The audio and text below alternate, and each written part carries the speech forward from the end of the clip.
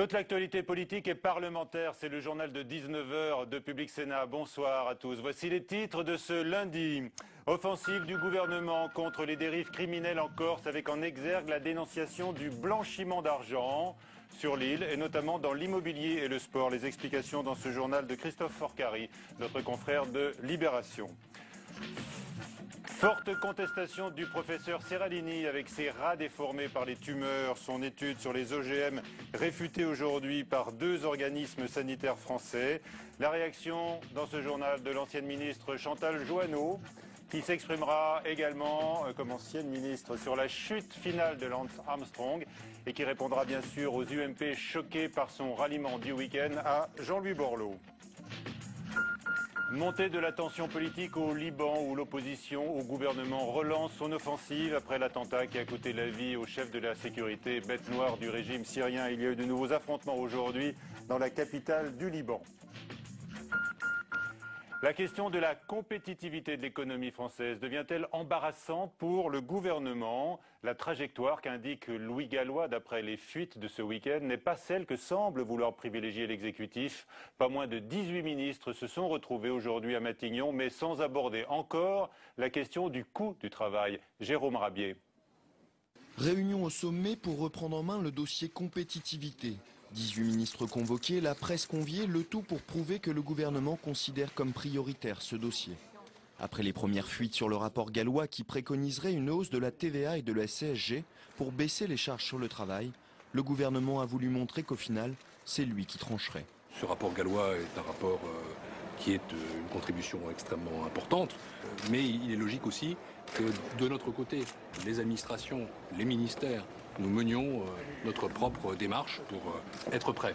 Si la question du coût du travail est centrale, il faut aussi évoquer d'autres sujets comme l'innovation ou la recherche pour parler compétitivité. C'est ce qui a été au cœur des discussions aujourd'hui. La question du coût ne sera, elle, abordée que vendredi lors d'une nouvelle réunion. Mais pour l'opposition, c'est déjà un véritable camouflet.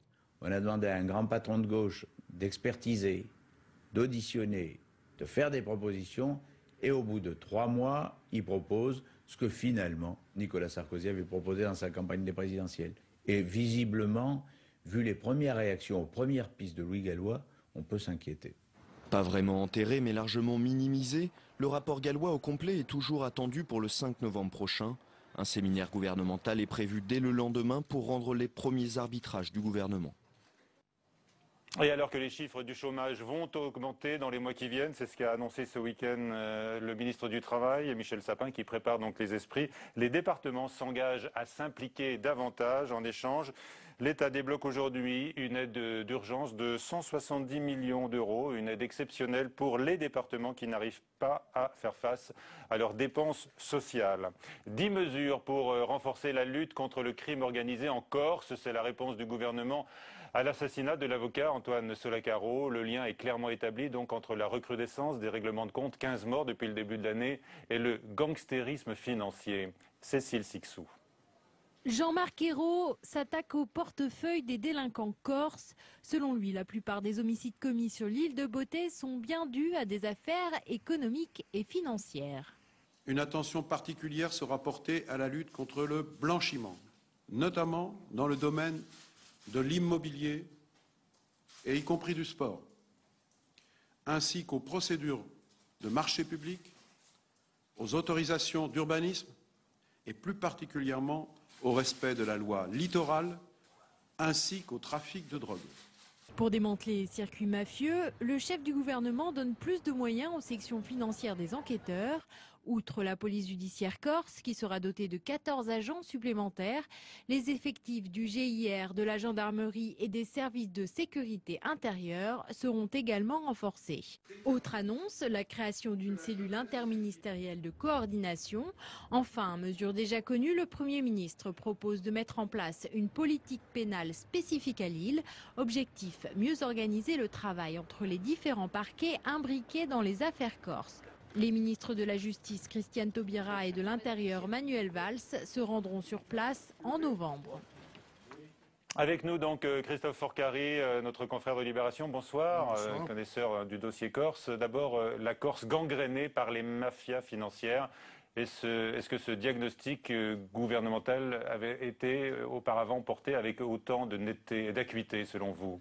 Alors, je ne crois pas que la Corse soit gangrénée par des mafias financières. Elle est gangrénée par un banditisme, par un phénomène de truanderie généralisé aujourd'hui sur l'île, mais qui n'a rien à voir avec des mafias financières. Vous avez des truands qui engrangent de l'argent via le racket, via la drogue, via la prostitution, etc. Et qui ensuite cherchent à le blanchir, à le réintégrer dans les circuits économiques traditionnels. Donc on ne peut pas parler de mafia financière, mais d'une mafia tout court. D'une mafia tout court, qui donc réinvestit cet argent sale dans l'immobilier et même le sport, dit-on aujourd'hui officiellement. Ça reste à démontrer. Moi, je trouve qu'il y a quand même un peu, pas une hypocrisie, mais il y a un jugement qui est un peu faussé de la part du gouvernement. En 2002, il y a la loi qui est votée sous le gouvernement Jospin qui transfère d'énormes compétences à l'île, aux structures territoriales, à la collectivité territoriale de Corse. Dans la foulée, se met en place un PEI, un plan exceptionnel d'investissement d'une hauteur absolument, je crois que c'était aux alentours de 15 à 20 milliards d'euros. Transfert de compétences, plus argent, ça a évidemment attisé, ça a créé un appel d'air et ça a attisé toutes les convoitises, locales, absolument. Alors, moi, j'ai travaillé sur la Corse de 1999 à 2005, donc au moment du lancement du processus de Matignon jusqu'en 2005 où j'ai arrêté. Mais j'ai vu effectivement la situation sur l'île basculer. C'est-à-dire que tout ce qui... on est passé d'un état où il y avait encore des structures politico-clandestines, le FLNC, quelles que soient ses branches, quelles que soient ses tendances, à véritablement un banditisme organisé. En quelques années, le milieu, et non plus celui d'avant, a fait mainmise sur la Corse. Sur l'île, manifestement, il y a un certain scepticisme ce soir. Après ces nouvelles annonces, on attend des résultats concrets. Est-ce qu'on peut faire porter uniquement la responsabilité sur l'État central? À chaque fois qu'il y a eu un drame en Corse, que ce soit après l'assassinat du préfet Erignac ou aujourd'hui après l'assassinat d'un avocat. Il y a des résistances localement à l'action des forces de l'ordre et de la justice. Je signale qu'auparavant, il y a quand même eu une élue territoriale, Madame Bodji, qui a été assassinée. À chaque fois, l'État dit on va reprendre la main, on va mettre des moyens, etc. Bon, rien n'a véritablement changé. Est-ce qu'il y a des résistances locales ou non? Je crois qu'aujourd'hui, vous avez une économie qui est totalement gangrénée et totalement pervertie par la mainmise du milieu. Un exemple, entre autres, la Corse n'est pas réputée pour le niveau de vie de ses habitants qui est un des plus faibles de France. Vous regardez sur le cours Napoléon à Ajaccio, le nombre de boutiques de luxe, et vous vous demandez simplement comment elles peuvent fonctionner. Évidemment, c'est des interrogations concrètes que l'on peut avoir quand on se promène. Merci Christophe Forcari. La question du nouvelobs.com aujourd'hui était celle-ci à propos de la Corse. Le gouvernement peut-il, selon vous, résoudre le problème? Et vous avez répondu non à 72%. Donc scepticisme largement partagé. Le professeur Seralini, de plus en plus isolé et contesté, vous le savez, les travaux de ce biologiste de Caen sur les rats atteints par des tumeurs suite à leur alimentation en maïs transgénique est rejeté aujourd'hui par deux organismes français, le Haut Conseil des biotechnologies et l'Agence de sécurité sanitaire. On va en parler avec Chantal Joanneau dans un instant, mais d'abord les éléments de ce dossier avec Camilla Campusano. Ces rats aux énormes tumeurs ont marqué les esprits et pourtant, l'étude du professeur Seralini vient d'être encore invalidée. L'Agence nationale de sécurité sanitaire se veut donc rassurante. On juge scientifiquement, et ça on le dit clairement, que les résultats de cette étude ne permettent pas de remettre en cause les résultats précédemment obtenus dans un cadre réglementaire et pour des raisons qui ont été largement évoquées, de cadre méthodologique. Les arguments de l'agence sont encore une fois les mêmes que ceux du Haut Conseil de biotechnologie et de l'Agence européenne de sécurité alimentaire. Une méthodologie qui pose problème, trop peu de rats et un type de rat qui développe plus facilement des tumeurs. Une étude contradictoire sur le long terme est donc demandée. Pour le professeur Seralini, auteur de l'étude décriée, c'est insuffisant. Bien sûr, c'est une avancée, mais entre-temps, faudra-t-il interdire et avoir encore des morts ou des malades potentiellement sur ces produits? Ça, c'est un enjeu de santé publique dont je me préoccupe. Cette recherche aura au moins le mérite de dévoiler le peu de connaissances qui existent sur l'impact à long terme des OGM. C'est seulement la 3e étude en la matière au monde. Plus d'un titre ce soir du 19h. Chantal Joanneau, bonsoir. Ancienne ministre d'abord de l'Environnement. Le professeur Seralini, est-ce qu'il a réalisé un coup médiatique selon vous avec ces rats effrayants? Est-ce qu'il a négligé le sérieux de ses études, comme l'attestent aujourd'hui 2 organismes?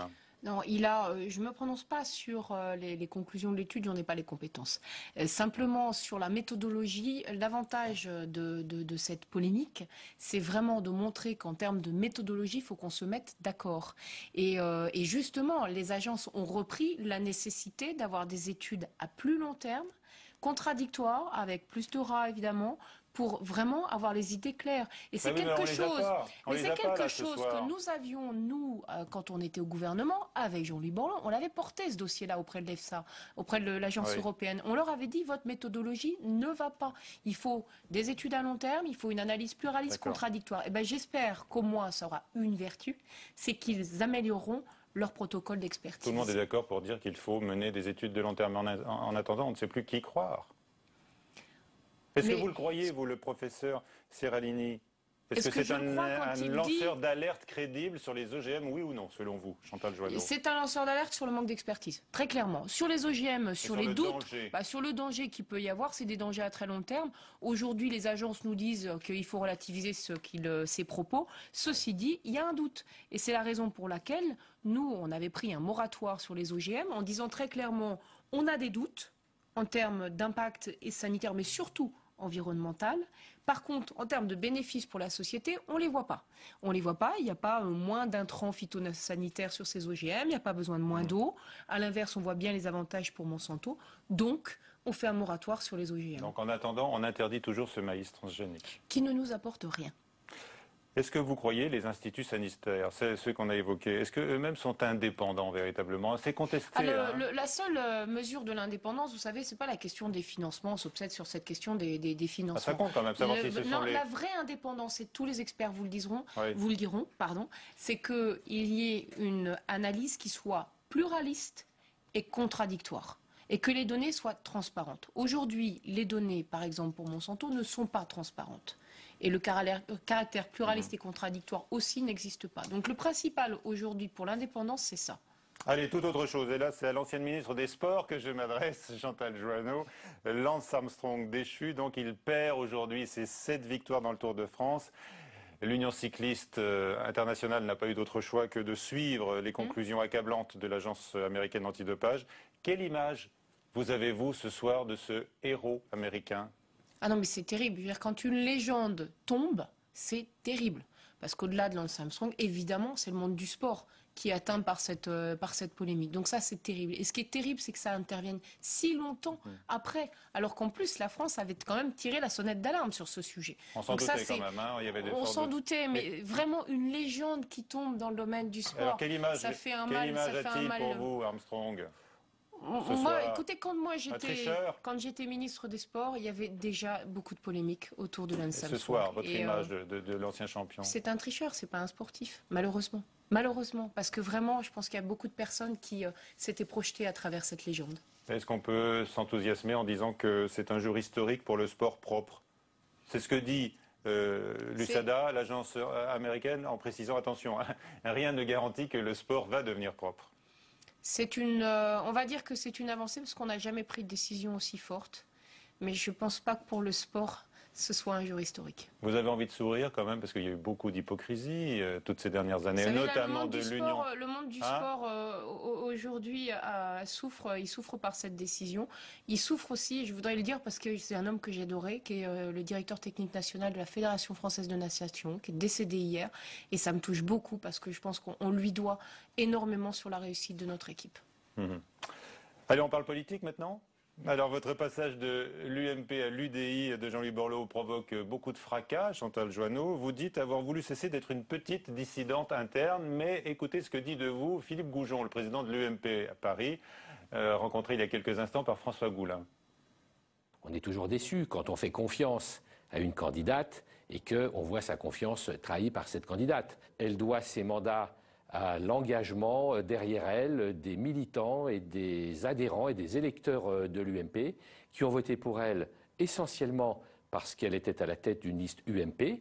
Elle change de parti et donc elle doit remettre ses mandats à la disposition du parti qui l'a fait élire et qu'elle a décidé de quitter. Qu'elle soit cohérente si elle veut continuer à pouvoir se regarder dans la glace. Alors, c'est sévère. Est-ce que vous allez pouvoir continuer? Je n'ai pas le sentiment d'être parti à gauche, mais bon. Mais vous n'êtes plus à l'UMP, qui vous a fait élire. Oui, mais je suis à l'UDI, qui est un parti ami, allié de l'UMP, qui est dans une coalition très claire et qui aujourd'hui a l'avantage de vraiment proposer un projet qui est complémentaire. C'est-à-dire d'aller aujourd'hui, le but de l'UDI, c'est de proposer un projet sur l'écologie. Vous avez été élu, donc la question se pose de la légitimité de vos mandats. J'ai été élu sur un projet que j'ai toujours porté sur l'écologie, sur les questions de société. Je n'ai jamais dévié de mes idées. Mais vous avez été élu avec une étiquette. Oui, mais j'ai été élu par des électeurs. Je pense que le mandat n'appartient pas à un parti, il appartient à des électeurs. Les électeurs qui m'ont choisi savaient pour qui ils votaient. Ils votaient pour quelqu'un qui défend l'écologie et qui la défendra. Enfin, mes convictions, elles n'ont pas bougé d'un iota. Donc, elles restent à droite, elles restent sur l'écologie et elles restent sur les questions de société, donc, exactement ce qu'elles sont. Vous continuez de vous regarder dans le miroir sans honte, Chantal Joanneau. J'ai vraiment pas eu le sentiment de trahir mes électeurs et encore moins de partir dans un parti qui serait dissident. Aujourd'hui, on est dans la complémentarité. Et ça, faisons attention. Notre opposant aujourd'hui, c'est la gauche avec ses décisions surréalistes sur l'état de l'économie de la France. Quand on voit le rapport gallois, mais les bras m'en tombent. Tout le monde dit la même chose. Il y a un problème de coût du travail. Les solutions passent par la CSG et la TVA. Qu'est-ce qu'ils font? Parce que ça les dérange politiquement, ils l'enterrent. Mais c'est la France aujourd'hui qu'on est en train de mettre à plat. Pierre Moscovici dit que non, le rapport n'est pas enterré et il annonce des réformes de structure. Oui, c'est ça. On enterre le rapport en parlant de compétitivité hors coût. Je reviens quand même à votre changement de casaque. Excusez-moi, parce qu'il y a également François Fillon qui s'en mêle et il se dit choqué. Il rappelle que vous avez été élu à la tête d'une liste UMP et que vous aviez été choisi alors, à l'époque au détriment, dit-il encore, c'est l'ancien Premier ministre qui parle, d'hommes et de femmes de talent qui ont été sacrifiés pour vous. Écoutez, je me vois tout d'un coup, je me rends compte que je manque beaucoup à l'UMP. J'en suis extrêmement flattée, mais je pense que ce genre de considérations politiques et des phrases qui peuvent parfois dépasser, j'imagine, la pensée des uns et des autres, ne répondent pas vraiment aujourd'hui aux questions politiques qui se posent à nous. Voilà, on a un vrai problème et il faut arrêter de se bagarrer les uns avec les autres. Il faut que la droite, aujourd'hui, elle avance. Alors, il y a peut-être une situation paradoxale qui va vous arranger, Chantal Joanneau, puisqu'il se murmure que des élus UMP, et certains d'ailleurs parmi vos ennemis, vont lancer un appel à Jean-Louis Borloo pour qu'il soit le candidat de l'opposition à Paris. Vous confirmez d'ailleurs que c'est une ambition qu'il a, et d'ailleurs il nous l'a dévoilé sur le plateau de Preuve par 3. Il n'y a que lui qui peut vous le dévoiler. Cette ambition-là, ce serait un très bon candidat et vous voyez tout le paradoxe de cette situation. D'ailleurs, je constate que je suis la seule à qui on demande de démissionner de ses mandats. Bon. Vous pourriez imaginer, vous, un ticket avec Jean-Louis Borloo pour la ville de Paris? Vous aviez des ambitions également. J'en serais très honorée. Mais il n'y a que lui qui peut en décider. Sur le fond, l'UDI, l'Union des indépendants et des démocrates, est-ce le retour de la guerre entre le RPR et l'UDF? C'est la crainte qu'exprime ce soir Alain Juppé. Non, je crois qu'on a au contraire aujourd'hui besoin de porter une nouvelle parole politique en France. On a besoin d'apporter des réponses nouvelles qui n'existent pas. Sur l'écologie, je l'ai dit 3000 fois, mais je me répète, c'est pas grave, au moins ça rentre. Sur évidemment l'entrepreneuriat, sur l'Europe, on est le seul parti qui aujourd'hui propose une vision très pro-européenne et même fédéraliste. Et ça, on va pas aller chasser sur les terres de l'UMP, c'est pas notre sujet.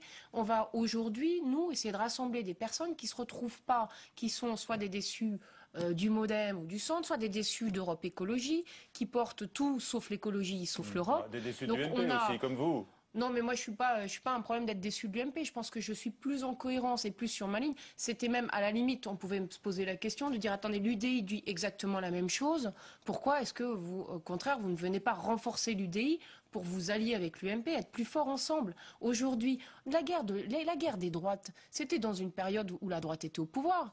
Que je sache, on a tout perdu. Donc aujourd'hui, on a le droit aussi de se remettre en question. Vous continuerez de faire entendre votre petite musique sur les grands sujets de société, le mariage gay, peut-être jusqu'à la procréation médicalement assistée. Non, mais je suis justement là pour effectivement essayer de contribuer au débat politique. Sur le mariage gay, je pense que c'est la neutralité de la loi. Et pour la PMA, c'est pas plus de droits que les couples hétérosexuels. Le plus important aujourd'hui, c'est de sécuriser la situation des enfants qui vivent dans ces couples. D'accord. Donc vous êtes sur la ligne des députés socialistes en l'espèce, hein, qui veulent mais aller aussi plus loin de que certains Matignon. députés de droite, parce que je pense qu'il n'y aura pas de consigne de vote sur ce sujet très intime. Et sur les salles de shoot, l'expérimentation annoncée par Marisol Touraine, vous y êtes favorable? C'est un très mauvais message qu'on envoie à la société sur la question de la drogue, quand en plus on parle de dépénalisation. Il peut y avoir un intérêt sanitaire, mais en France, on a développé une politique de substitution qui fait qu'on est moins confronté que d'autres pays à ces cas d'overdose. Bon, comment ça se passe dans les couloirs du Sénat quand vous croisez vos anciens amis de l'UMP, là, que vous avez quitté? Certains comprennent, d'autres non, voilà. Mais je pense qu'aujourd'hui, il faut plutôt qu'on se serre les coudes plutôt qu'on se déchire. Les regards sont méchants, les réflexions fusent. Vous savez, la politique, heureusement que ça n'est pas fait que de questions de personnes. Et puis, honnêtement, est-ce que j'ai quelque chose à gagner dans tout ça? Non. Est-ce que j'ai quelque chose? Est-ce que je vais aller me quérir une place, un moment particulier de la vie politique? Non. Voilà, je fais un moment justement avant les élections au sein de l'UMP pour que ce ne soit pas vu comme un problème de personne. Je le fais pour que ce soit positif. Vous êtes déjà bien accueilli au groupe centriste. Oui. Chantal Joanneau, merci d'avoir été avec nous ce soir. Merci. François Hollande appelle les Libanais à l'unité et à la responsabilité. Dans un communiqué de l'Élysée ce soir, des affrontements armés se sont déroulés aujourd'hui à Beyrouth au lendemain des obsèques du général Wissam al-Hassan, le chef des renseignements qui a été tué, vous le savez, dans un attentat qui est attribué au régime syrien de Bachar al-Assad. Simon Barbarie. La tension est à son comble. Ce matin, Beyrouth s'est réveillé au bruit des échanges de tirs et des déplacements de blindés. Depuis vendredi et l'assassinat du général al-Hassan, la paix civile est de plus en plus menacée au Liban. Farouche opposant au régime syrien, la mort du chef des services secrets libanais dans un attentat qui a coûté la vie à 8 personnes vendredi a réveillé les affrontements confessionnels du pays. Hier, en marge des funérailles du général al-Hassan, une manifestation a dégénéré. Dans la foule, les slogans visaient la Syrie voisine. Pour les manifestants à majorité sunnite, c'est bien le régime de Bachar al-Assad qui est à l'origine de l'attentat de vendredi. Wissam al-Hassan a été tué parce qu'il soutenait la révolution syrienne. Le Liban semble être la principale cible du régime de Damas qui cherche à exporter sa politique du pire comme il l'a déjà fait en Turquie. Le gouvernement libanais dominé par le Hezbollah chiite se retrouve dans une position extrêmement délicate, partagée entre son soutien à Bachar al-Assad et le maintien de la paix à l'intérieur de ses frontières. Cet après-midi, le Conseil de sécurité de l'ONU appelle à l'unité nationale au Liban. Et avec nous, Charles Saint-Pro, directeur de l'Observatoire d'études géopolitiques de Paris. Bonsoir, merci d'être à nouveau ce soir avec nous. Le risque est-il réel pour vous de voir cette politique du pire mise en œuvre par Bachar al-Assad dans son pays déborder au Liban, en Turquie ou en Jordanie? Pour le Liban, oui, bien sûr. En fait, pour ce qui concerne le Liban, on s'attendait à quel moment ça allait tomber sur la tête du Liban. C'est les répercussions de la révolution syrienne. Et bien voilà, c'est fait. Il y a quelques semaines, le général Wissam avait arrêté un ancien ministre libanais maronite qui travaillait pour la Syrie et qui envoyait des explosifs carrément dans sa voiture. Pour préparer des attentats, c'est-à-dire qu'une vague d'attentats allait se déclencher contre le Liban dans la vieille tradition du régime syrien. Et puis là, on a assassiné le général des FSI, qui est le service de renseignement, qui était le seul qui luttait contre l'influence étrangère et syrienne au Liban, puisqu'il y a d'autres services de renseignement qui, eux, sont beaucoup plus liés au régime syrien. Vous n'avez pas de doute sur l'implication du régime syrien? Je crois que le modus operandi et puis les vieilles habitudes du régime syrien, de la voiture piégée, de l'attentat, c'est le régime des assassins qui continue son œuvre. Et je crois qu'il faut maintenant que les Libanais sachent raison garder. Car si le régime syrien est prêt à se battre jusqu'au dernier Libanais, il ne faut pas que les Libanais tombent dans ce piège et qu'ils gardent au contraire la tête froide. Je crois que ce ne serait l'intérêt de personne de s'impliquer ou de dériver vers une guerre civile. Et quel est l'intérêt de Bachar al-Assad? Qu'est-ce qu'il cherche, lui? Il cherche à étendre le chaos. Il a bombardé il y a quelque temps la Turquie, souvenez-vous-en, pour essayer de provoquer une réaction de la Turquie qui a été retenue par l'OTAN. Maintenant, il a tout à gagner, lui, à ce qu'il y ait une guerre civile au Liban, pour qu'il y ait un chaos général qui lui permettrait d'espérer de poursuivre son régime. C'est un régime qui est aux abois aujourd'hui. Il sait très bien qu'il ne viendra pas à bout de la révolution. Le camp anti-syrien est en train de s'organiser. La visite récente du roi Mohamed VI du Maroc dans les pays du Golfe et en Jordanie a montré la cohésion de ce camp. Prochainement, il y aura une réunion des Amis de la Syrie au Maroc, qui est membre du Conseil de sécurité, actuellement, n'oublions pas. Donc je crois que pour le régime syrien, son avenir est derrière lui. Mais nous avons affaire, il a bien sûr... Non, mais j'allais dire, vous dites régime aux abois, mais son armée lance de nouvelles offensives aujourd'hui même contre les rebelles. Oui, parce qu'il a les armements, les techniciens, les experts russes, il a les miliciens Pasdaran qui viennent d'Iran, et c'est une force. Ce régime, ça fait 40 ans qu'il ne vit que par les services sécuritaires et les forces de répression face à un peuple qui est quand même qui est plutôt désarmé, même si maintenant certains de la résistance reçoivent des armes. Il a bien entendu l'avantage militaire, mais cet avantage est en train de se grignoter quand même, parce qu'il n'arrivera pas à faire taire son peuple. Ça, il faut en être sûr. Son avantage est grignoté, dites-vous, malgré le silence et l'inaction des Occidentaux. C'est le problème.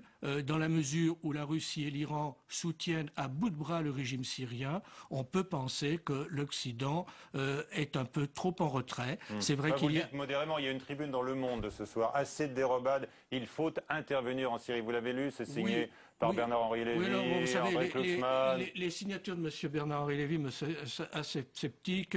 Ce n'est pas un géopoliticien de haut vol. Il essaie de se faire sa publicité. Je ne pense il pas n'est pas tout seul, là. Il y a Bernard Kouchner aussi. Oui. Enfin, plusieurs. Mais je crois que ce ne sont pas des gens qui apportent grand-chose. Mais qu'il faille... Ils disent la même chose que vous, d'accord. Mais je ne pense pas que ce soit des gens qui soient très qualifiés pour parler des affaires du Proche-Orient, très franchement. En revanche, oui, je pense qu'il ne faut pas laisser les choses en l'état. On ne pourra pas venir à bout du régime sans une aide, et notamment pour mettre fin à la suprématie aérienne du régime syrien. Parce que c'est là-dessus qu'il gagne. C'est les avions, c'est les hélicoptères, pilotés par des Russes, fournis par les Russes, quelquefois par l'espace d'Aran. Et c'est là-dessus. Et là, effectivement, il faut bouger. Mais le problème, c'est que nous avons les élections américaines dans pas longtemps. Nous avons eu, ça n'a échappé à personne, un changement politique en France où le pouvoir est peut-être moins volontariste qu'avant, ou plus prudent. Je ne sais pas quel est le mot qu'il faut retenir. C'est la même idée, oui. Et c'est un peu la même idée, n'est-ce pas? Et donc, on ne peut pas, d'un côté, dire comme M. Fabius, à juste titre, il faut que le régime s'en aille, ça suffit, et ne rien faire pour que ce régime s'en aille. Mais quand même, je reprends quand même un extrait de cette tribune, de cet appel dans Le Monde de ce soir. Il est dit qu'il faut bien sûr aider à la chute de la tyrannie en place, sans encourager pour autant les aspirants tyrans de l'islamisme radical. Il y a quand même... Oui, tout ça, c'est des mots du quartier latin. Il y a des mots, mais pas un danger.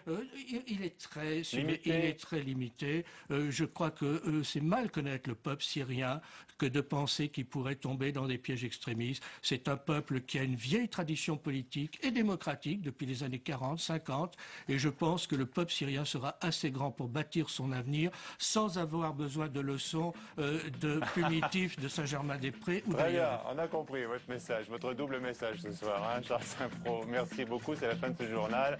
Je vous retrouve demain dès 18h avec Preuve par 3. Notre invité sera l'écologiste Jean-Vincent Placé. À 22h, Sonia Mabrouk, à suivre sur la chaîne parlementaire Assemblée nationale. Doc à Doc, 5 ans avec Montebourg. C'est le thème de ce documentaire à suivre avec intérêt.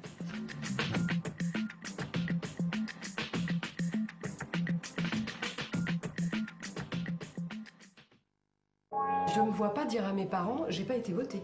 C'est même pas envisageable.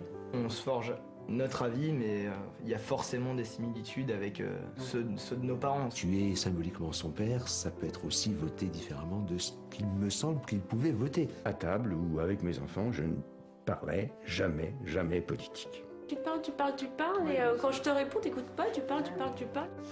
Famille, disputes et politique, ce soir à 22h30 sur Public Sénat. Se renseigner sur les programmes. Voir ou revoir les émissions. suivre le fil d'information politique et parlementaire. Pour vivre la politique en temps réel, connectez-vous et réagissez sur publicsénat.fr.